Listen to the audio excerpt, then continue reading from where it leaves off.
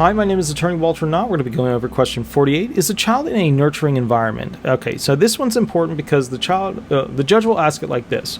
How's the child doing at home? Child having any difficulties? Child not getting along with somebody? Is child fighting with somebody? Somebody getting on the child's case? That's how it'll come across with the judge. This is important to note because it helps explain some of the issues where the child may have PTSD or anxiety or panic attacks or depression as a result of being home. The child may really like being at school. The child may, want to constantly run away from home.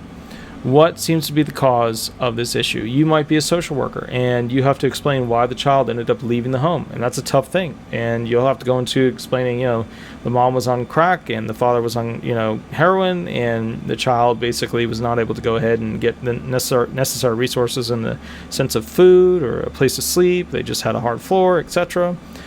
All crucial to the claim. All right. My name is Attorney Walter Knott. Please remember to like, subscribe, leave 5-star reviews, and we'll go from there. Thanks so much. Bye-bye.